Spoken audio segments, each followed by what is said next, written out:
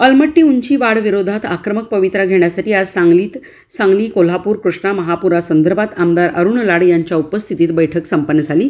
या बैठकीत अलमट्टी धरणाच्या उंचीवाढी विरोधात टोकाचा संघर्ष करण्याचा निर्णय घेण्यात आला। प्रशासनाला विरोधाची तीव्रता कळावी यासाठी रविवारी सकाळी 9 वाजता रत्नागिरी ते नागपूर या राष्ट्रीय महामार्गावरील अंकली फाटा येथे असलेल्या कृष्णा नदीवरील पुलावर चक्काजाम आंदोलन करण्यात येणार आहे। या आंदोलनात जिल्ह्यातील नागरिक, उद्योजक, व्यापारी तसेच सामाजिक आणि राजकीय नेते सहभागी होणार असल्याची माहिती समितीकडून देण्यात आली। प्रशासनाने अलमट्टी उंची वाढीविरोधात आक्रमक पवित्रा घ्यावा अशी मागणी करण्यात आली।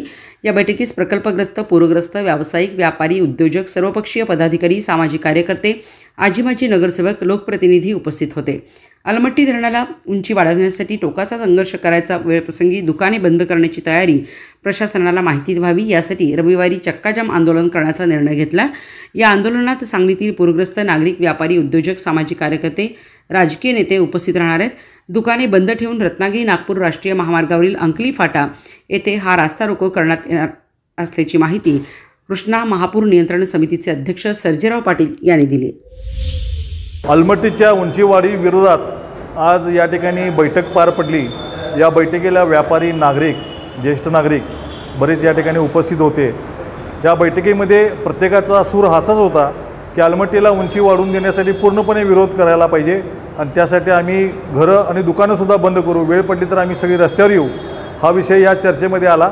या चर्चेमध्ये अलमट्टीनं विनाकारण हे उंची वाढवून सांगली आणि कोल्हापूरकरांच्या नागरिकांना, नदीकाठच्या लोकांना भयभीत करून ठेवलेलं आहे। लोक भयभीत आहेत, कुठंतरी याला मार्ग निघाला पाहिजे म्हणून प्रशासनाला हे माहिती व्हावी यासाठी चक्काजामचं आयोजन 18 तारखेला केलेलं आहे।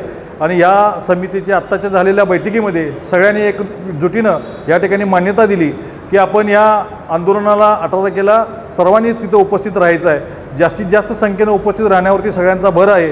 त्यामुळे प्रशासनाचे आता तरी डोळे उघडले जातील यावरती आमचा सर्वांचा विश्वास आहे।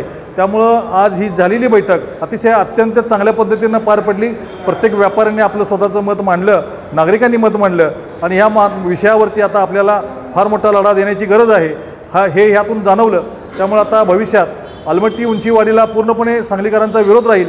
भविष्यात जर पडलं तर आपल्या व्यापाऱ्यांनी सांगितलं की आम्ही दुकानं त्यावेळी बंद ठेवू, एवढ्यापर्यंत ह्या चर्चेमध्ये आता विषय झालेले आहेत आणि या दृष्टिकोनातून आपण या ठिकाणी प्रयत्न करणार आहोत।